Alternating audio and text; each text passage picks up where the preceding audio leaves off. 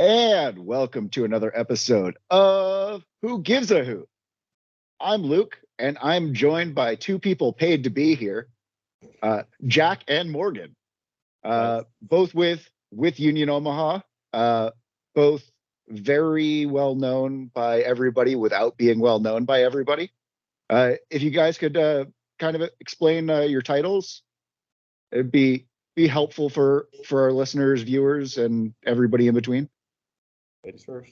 Oh boy. Okay. I'm Morgan. I am the marketing coordinator for Union Omaha. Started back in February, and basically I do everything from social media to website management, press releases, just kind of a whole bunch of media stuff. So that's my main job with the club. Yep. I'm Jack.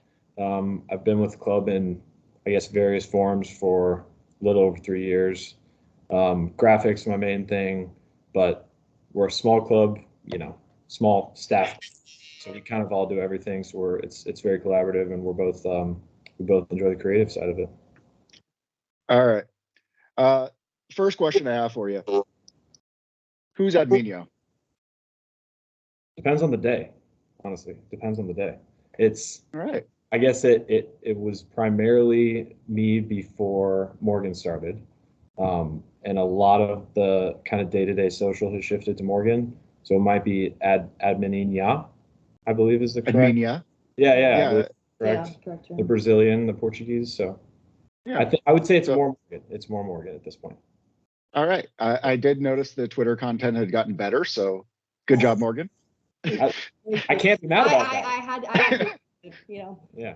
Can't be mad about that. I did get a chance this afternoon to throw questions out to Twitterverse, and they're good questions, but one that wasn't asked that I'm very, very shocked.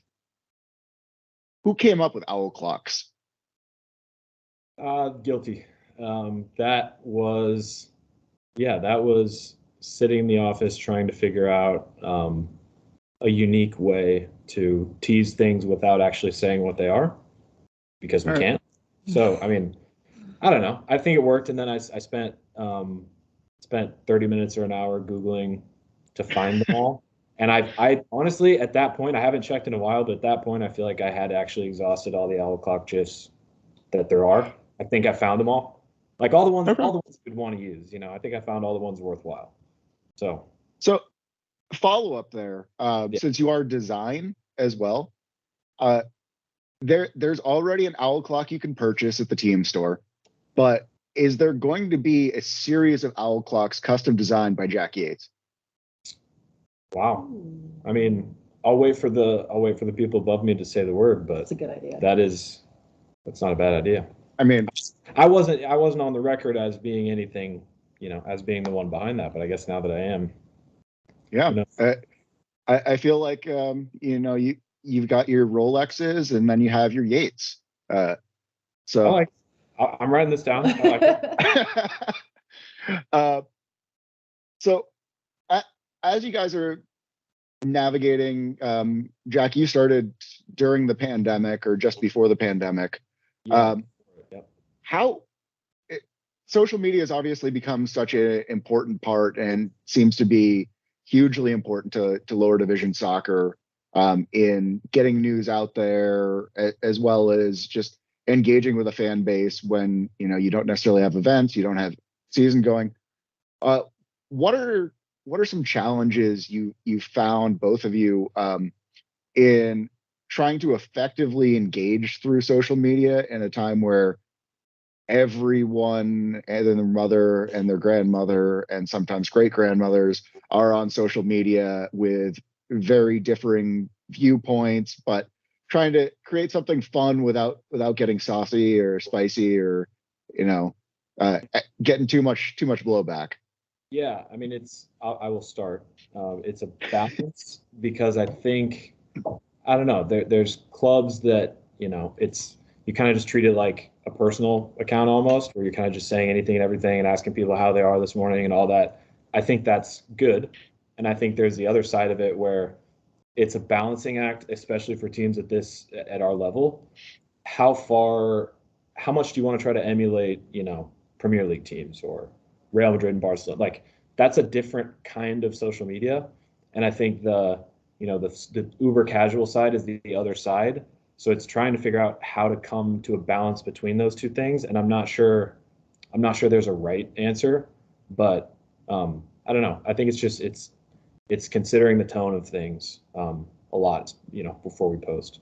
That's how I see it. Yeah, I think also like just kind of sticking to the brand motto. I feel like when I first came in, I noticed that we had kind of more distinct voice on social media, and we speak out about things that we feel are important to the club and our message. So I think that has also been kind of like a framework for how we go about managing social media too. Mm-hmm. Awesome. So before jumping on with the team, both of you, what was your background with social media, with marketing? Had you done it before? Had you really taken much of a chance to dive in on social media management or media management in general? Yeah. So I worked at a digital marketing firm locally that kind of does web and social marketing for like a number of different like concrete businesses, custom concrete businesses, sporting goods manufacturers, like there a ton of different stuff under one umbrella that I was responsible for learning about and then kind of creating content based on. And that kind of helped me. And soccer is completely different because I'm a soccer person regardless. I would be a soccer person regardless. So it kind of taught me a framework for creating content. And then I got to add in like the passion side of it. And that's a cool mix that I found in this job for sure. Yeah, I did. So I was a sports media major in college, and I interned with my school's athletic department. So I was in charge of running social media for a lot of different sports. We were like a small D2 school. So I kind of had more of like a wider experience, I would say, with just, sports in general. And I did mostly like in-game social media. I think it's been because Jack's mostly match day now, the live play calling, that kind of stuff. That's why it's terrible. Now you're catching on.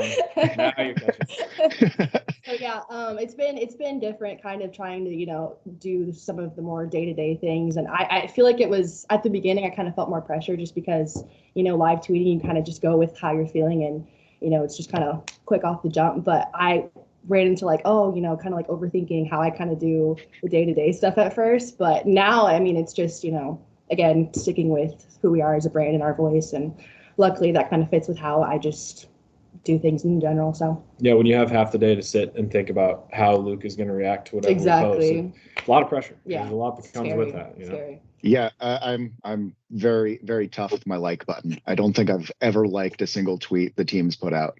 No, never once. Not the first times. Yeah. Never.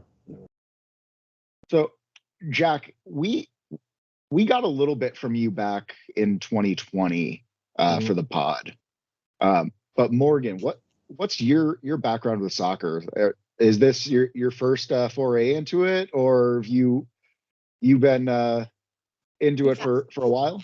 Yeah, so I worked soccer games and stuff in college as just a part of that internship. This is my first full-time position just out of college, but then also my first full-time soccer position. I enjoyed soccer growing up. I played it, but it wasn't like my top, my main one. I would say now that I have the job, I've, gotten really into it, and, I watch it, in my free time and stuff like that. So that's kind of been a part of it, especially writing the press releases and that kind of stuff. I want to stay informed and know actually what I'm talking about. So it's definitely a work in progress. Jack has been, helping educate me on certain aspects, but yeah, I've definitely kind of grown into the sport more as I've had the role. So. And it's kind of helped, like she said, she was interested in soccer and knew it before coming here, obviously, but it's helped to have someone in our department, another person that will ask those questions, and there's no stupid questions. It's about figuring out what certain people we market to want to know or don't know. And if we don't know that they don't know it, we can't do anything about it. So it's been helpful. And I think too, part of, what we try and do is target kind of those casual sports fans that, might not know as much about soccer. And so, having that experience and kind of, wanting to tailor it that way has been a good experience as well. Yeah. All right. Well, let's try to alienate some of those casual fans. How have you picked a Premier League side, a Bundesliga side, La Liga side? I mean, there's been a lot of talk about this. Yeah, there's been a lot of pressure on me to do it. I was interested in Leeds because they have some American players, but we're trying to spread it out so like everybody in the front office has a team. So I'm still a free agent as of now, and I could be persuaded to join any fandom if you give me the right pitch. There have been some mentioned. There have been a few mentioned. There was a Bournemouth suggestion at one point. I think something about Nottingham Forest. Oh, yeah. Have attracted you for, Yeah. but I don't think at least 2 or 3 of those teams will not be in the Premier League for that long. But you'll have to factor that in as well. Yeah. But yeah, we'll see. well, if you don't want to go with the Premier League, there are better leagues out there. I feel like Josh Sindelar, who what's he now, manager of client relations? He owns the team. Yeah, he's the new team owner. As the most senior member of front office. He owns the team. Yeah. He can push you in the right direction. Bundesliga is a great league, much better players than the EPL. Just it's worth a look. I'm trying not to say anything, but Bundesliga is great. Bundesliga is great. I don't know. They'd who would you suggest that's not Dortmund and Bayern? Dortmund. Who would you say? Well, okay, I guess it's Dortmund. I that's problematic, but we'll let you slide. You'd have to go Frankfurt, wouldn't you? That'd be cool. Yeah, they're cool. Frankfurt or Union? Union. She there's a running joke that she's a big fan of neutral colors. Just in general, she's a big neutral color person, and Frankfurt being like the white army kind of, that'd be kind of cool. The white and red. I mean, knowing that, I feel like Freiburg then. Ooh. Yeah, I mean I guess they've been better lately, but you might be asking for some pain down the road without. I don't know. Maybe that's what she wants. Yeah. Well, whatever you decide, make sure to broadcast it on social media. I feel like you need the heckles. Everybody be very supportive and welcoming, no matter who you choose. I'm sure. Everybody will be very cordial, very. I said Arsenal just as a joke, and Jack about fought me for it. So yeah, I'd walk out. We just got rid of an Arsenal fan who was a very dear part of our front office, Fletcher. But we did just get rid of him, and we're not bringing another one in. So that's all I have. Well, I mean, you could really test the waters and see how secure your job is and become a Man City fan. That's true. That's true. I personally wouldn't have as much of a problem with that as Arsenal, but I don't know. There is someone who would for sure. There is definitely somebody in that front office who would probably be opposed to Man City as a fandom supported there. Yeah, Sky Blue. I don't know if Sky Blue is. It could fit. I'd make it work. Yeah. All right, I'm gonna jump in. I'm gonna jump in on some of the Twitter questions, and this is right there. What just that laugh right there was not a great sign. I think. Well, Thomas, do you have questions for Union Omaha social media and design team? Response: we have one. Oh, wow. So see, look at that. Look at that. I don't know how to field that one necessarily, but I suppose that is a valid question. And I feel like we've already answered it. Though follows it up with it. What kind of content actually drives interactions? Are you thankful Twitter lets you see views now? Why is green not a great color for retweets? Oh, wow. Okay, we're gonna have to break that down. I mean, the kind of content that drives interactions is player based. That's why we're here. When it comes down to it, that's the main thing. And we just actually brought on a new video person in the last few days. Her name's Drita. We almost tried to grab her and rope her into this, but she escaped. So We almost had her. We Yeah. almost had her. But a lot of her job, her focus going into the season is going to be more player-driven content, and it's it's something that we've wanted to do more of for a long time, and it's finding the right combination of personnel, of bandwidth, and all that to do more of it. And this season, you'll see more of it. So that's a big thing. What was the second question about the view counts? Are you thankful Twitter lets you see views now? Yeah, I mean, we kind of have talked about this a little bit, where like it's not as it kind of just confirms what we know. Like we know what kind of things do better and what kind of things don't.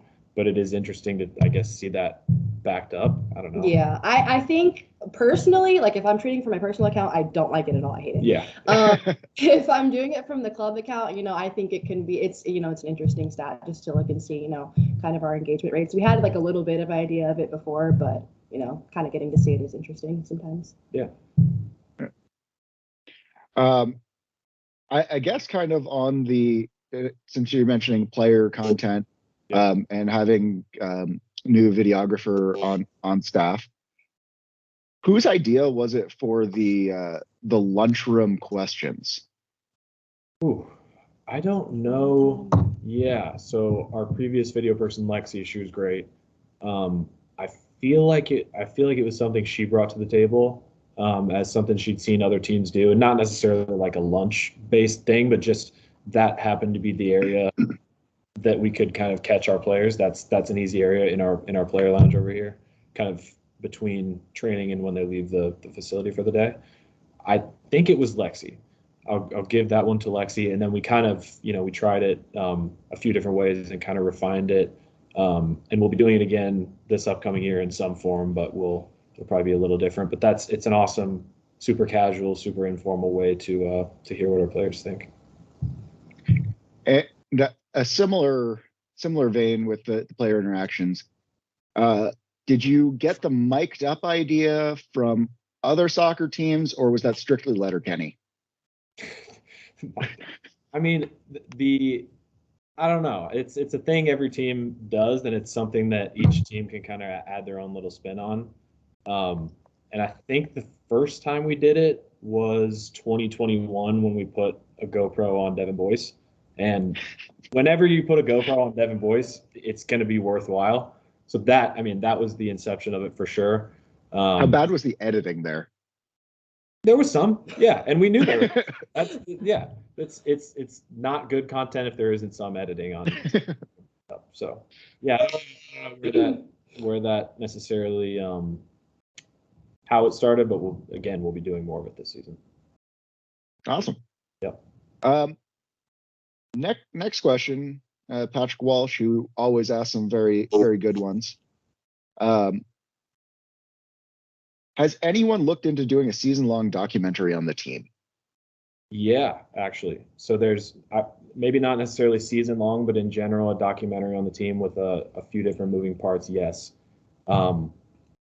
I don't want to say too much about it, but we've filmed some stuff for something. With some people who are very good at it and who have a lot of passion for it. And I feel like it'll probably be a 2023 thing if I had to guess. We were working on some of it before the World Cup, and then one of the people helping with it actually went to the World Cup. So that kind of stalled things, understandably. But yeah, we've talked about it. We've put a little bit of work into it and time interviewing some people. So 2023, we'll see. Yeah. Awesome. Yep. No, that's definitely something there. He does add, could be a catalyst for great content, increased interest, showcase the team, front office, staff, facilities, fans, and adds a nice thanks for all you do. That's why we love you guys. Yes. That's why we love you guys. That's why we do it. Oh, and the fun part about Patrick is he lives entirely on the other side of Iowa, so a distance fan. Wow. Yeah. Wow. So if there was one thing content-wise you could do without getting, without money being an issue, without fear of reprisal, anything there, what would each one of you want to do for the team's media, social media, regular media, whatever? I will say, and at points in time, we tried to do various iterations of it to some level. I wanted to try to mic Jay up, our former coach Jay Mims. I wanted to try to mic him up for a whole game. There is no way that we could, and that's the case with most coaches. I mean, there's what happens on the sidelines stays on the sidelines to some extent. That is something that once again would have required a lot of editing, but like once it's in its final form, would have been super cool, super entertaining, all that. That's mine for sure, I think. Yeah, we had talked about kind of doing it during the Open Cup run when we were playing Sporting Kansas City, because some of us actually got to go down and work the game.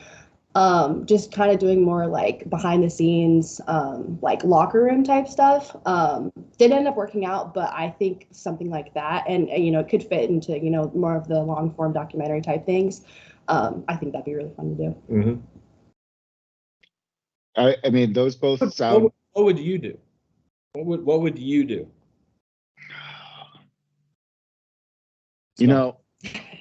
Yeah, it's the reason I don't get paid for this.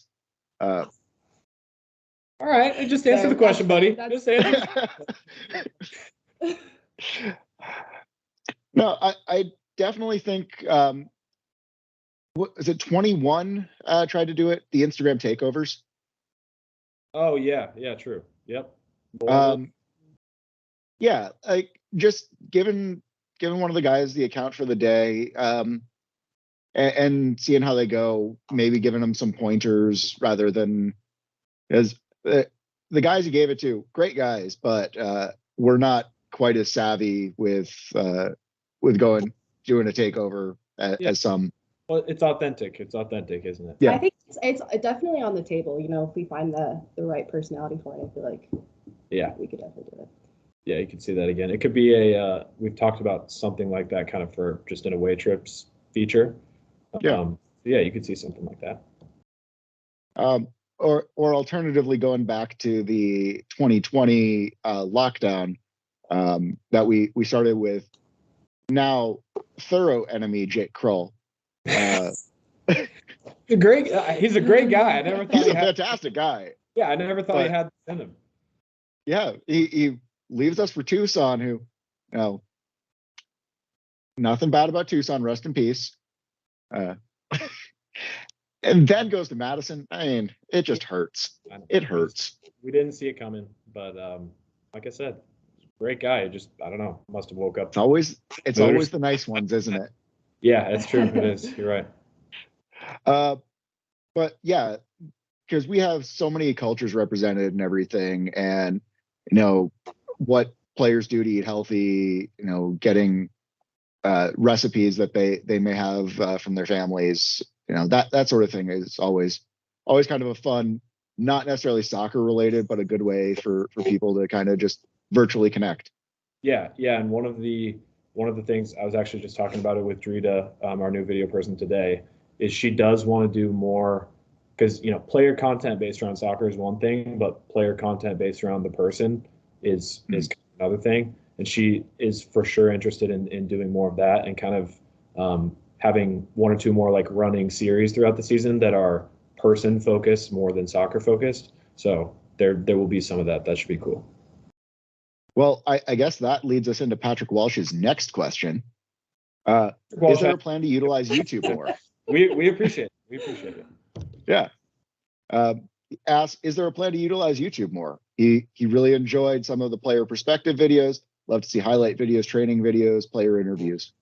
Yeah, I think that stuff that I was just talking about a lot of it will be a great pieces of content for YouTube. I know, there were kind of a few series last year that, due to a bunch of different factors, they were kind of more start-stop than we would have liked them to be. But this year, yeah, I mean, there's a person in our office 5 days a week whose job it is to help kind of spearhead some of that stuff. So YouTube will be popping this year. I know the club technically has a TikTok. Will that be better utilized? You're asking all the right questions. This is wild. Yeah, that's another thing that we have just talked about with Drita today is that there's gonna be more TikTok stuff. It was kind of we have one or two videos on there that randomly went viral. So you go to the account and it's like says like some millions of views and then 50 posts or whatever. It's like we kind of got lucky on a few of those, but yes, that has also been talked about. And it sounds like I'm just saying yes, this has all been talked about for next season, but we literally just talked about it. Yeah. So yeah. I mean, haven't seen the storyboard, so I won't believe it till I see it. You haven't and you won't. You haven't and you'll see the pretty final. All in due time. Yeah. All right. This seems like a question just for you, Jack. Okay. But who comes up with the cool merch/kit designs?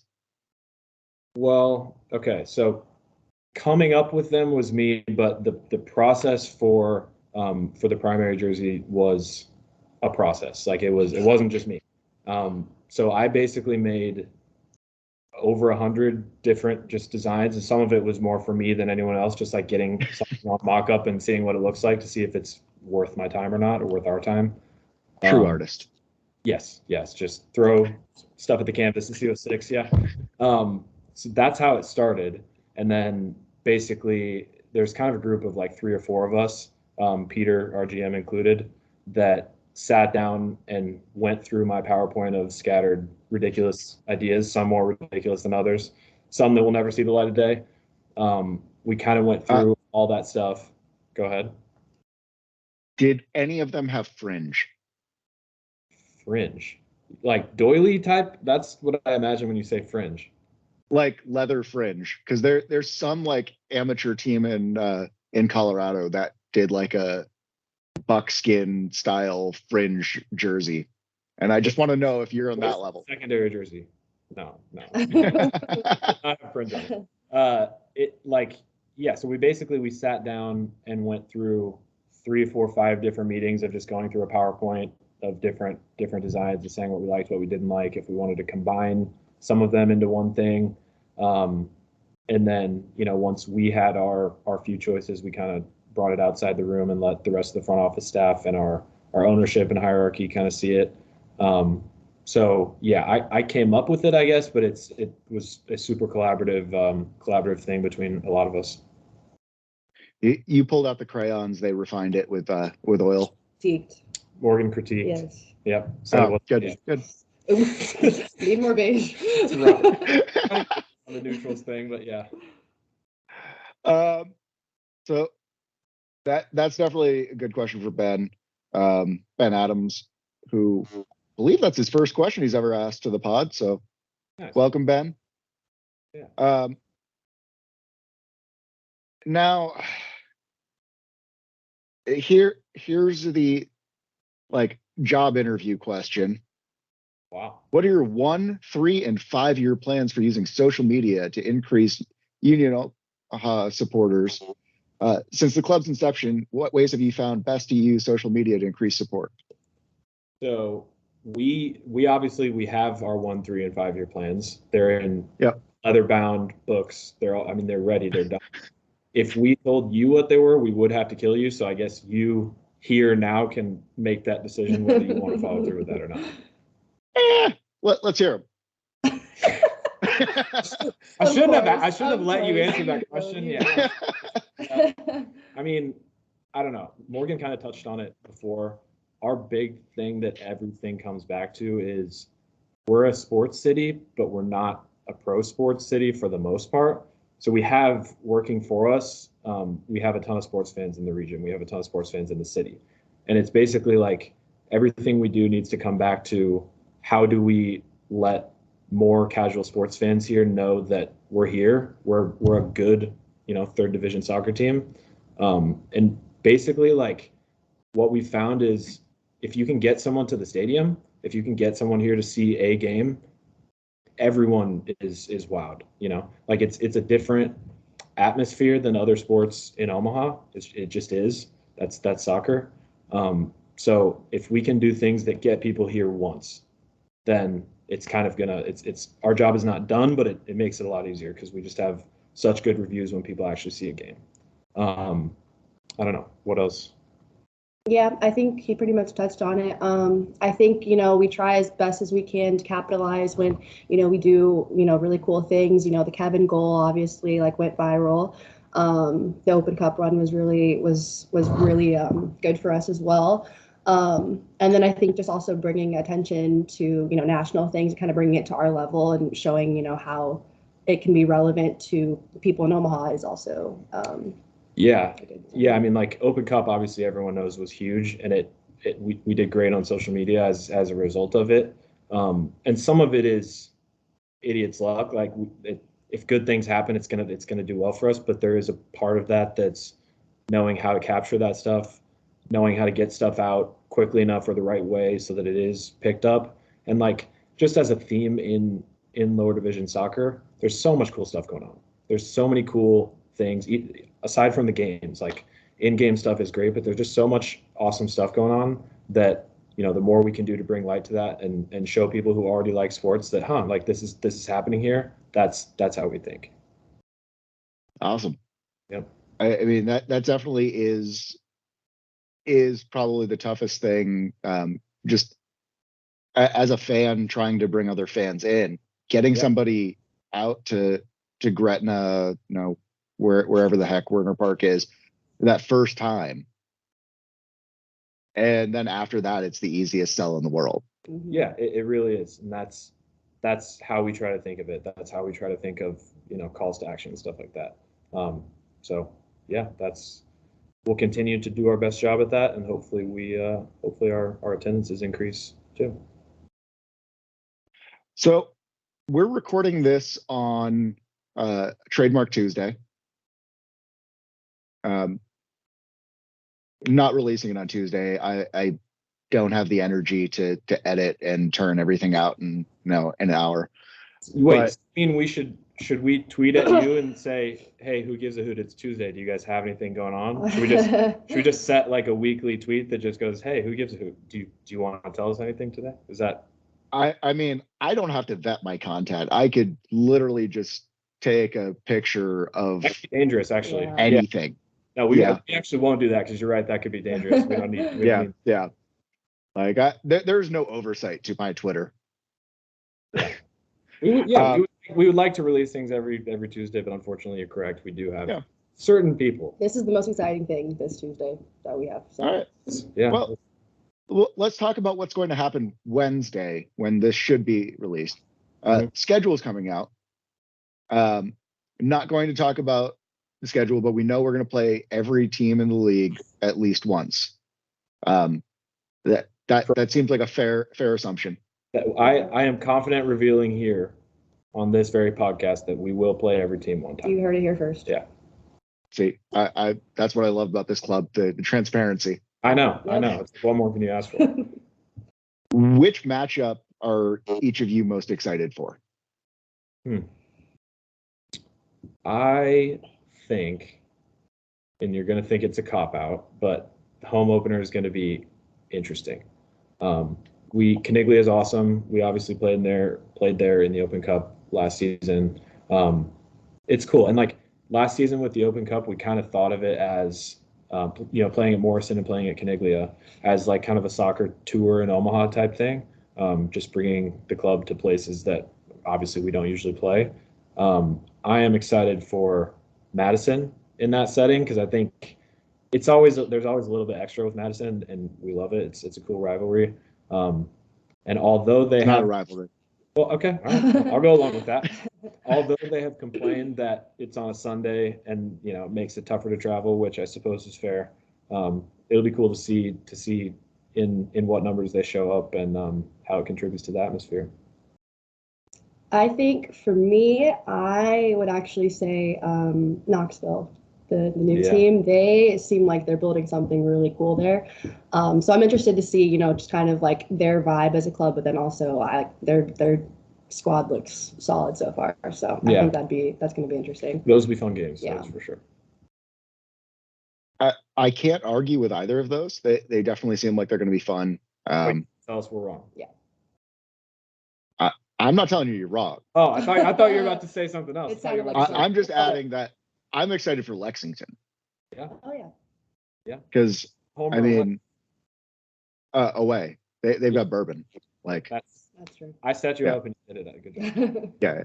But they just released their first 3 signings the past 2 days, and seems like they've got a solid core coming in. Which, been talking to some of their fans, and they seem like they've got a good thing brewing there. So excited to see that, and it sounds like they're already doing the Jack and Jim derby between Knoxville and Lexington. So Yeah, new teams are not playing around. They look good. No, I think he's getting better every year. Should be getting stronger every year. Mhm. That's awesome.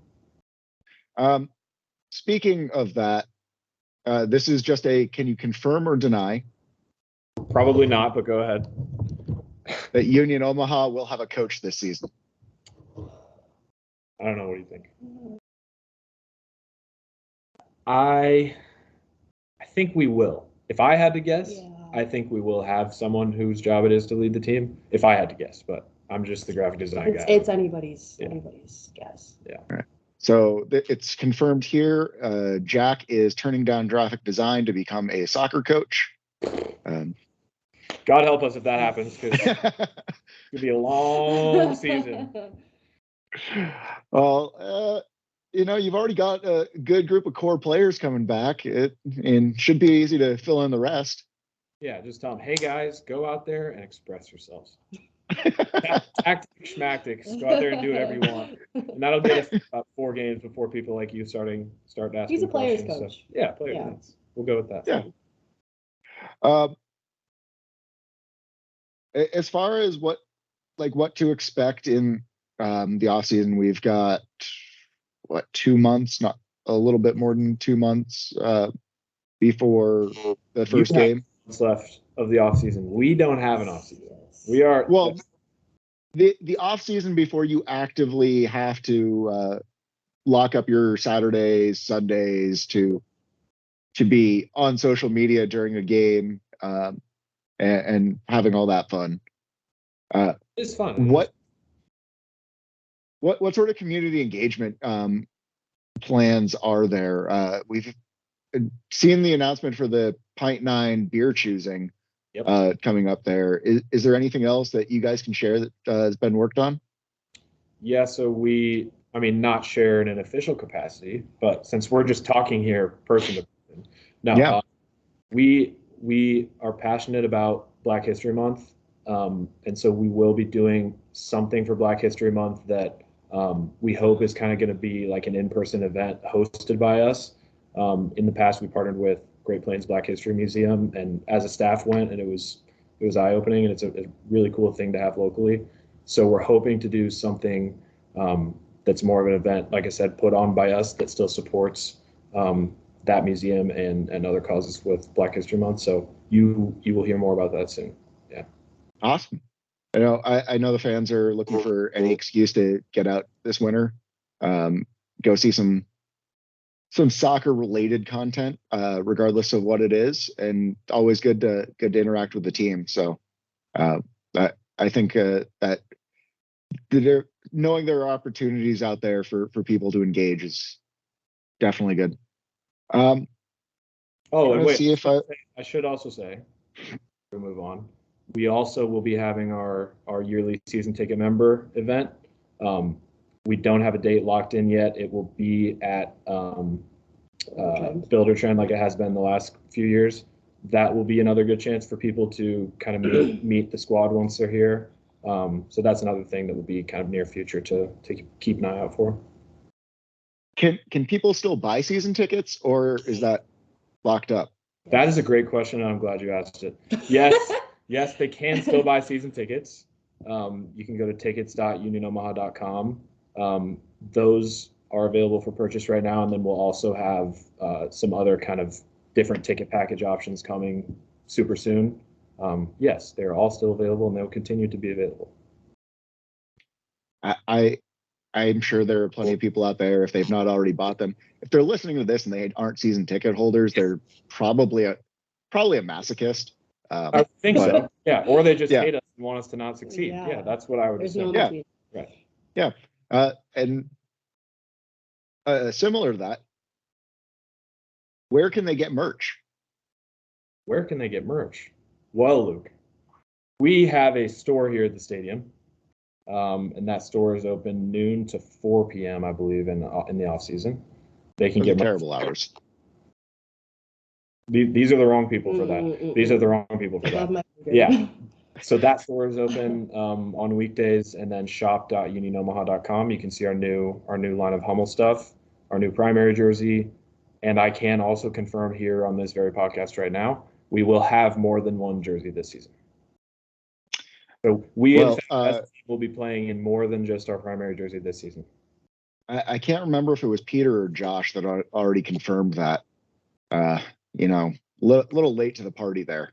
I'm just trying to bring you the exclusive, Luke. That's all. I appreciate it, Jack. I appreciate it. Along that, which piece of merch for each of you of the new line or in the team store right now is your favorite? For me, it's the primary jersey. As I said before, I'm a soccer fan. I spend some of my waking hours not here looking at soccer jerseys from other parts of the world. It's a cool, yeah. He has a whole collection. I do. It's a cool art form that's kind of growing more and more global because now we can see jerseys that clubs in Asia and other places have. So for me, it's the primary jersey. It's the first one I fully kind of designed. So Liz, right here.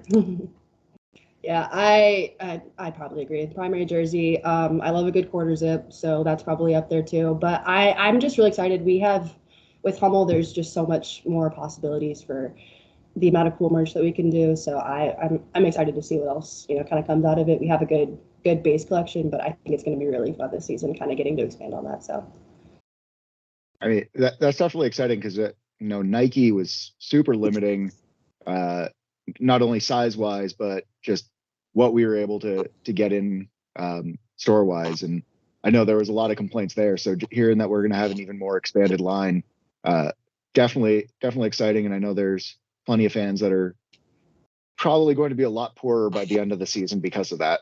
That's the goal. Hopefully happier. Yeah. But happier. That is the goal. Yeah. All right. I think I've kind of stolen enough of your time here.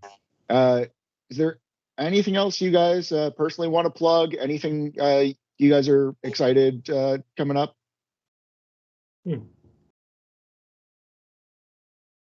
I'm excited for the season to be back. I'm pretty sure we'll have a coach. So I'm excited to see what he does. I'm excited to see how the rest of the squad fills out, just like you all are. Yeah, it'll be another good season. Awesome. Well, thank you both for coming on. And I have one last question for you. Who gives a hoot? We do. We do.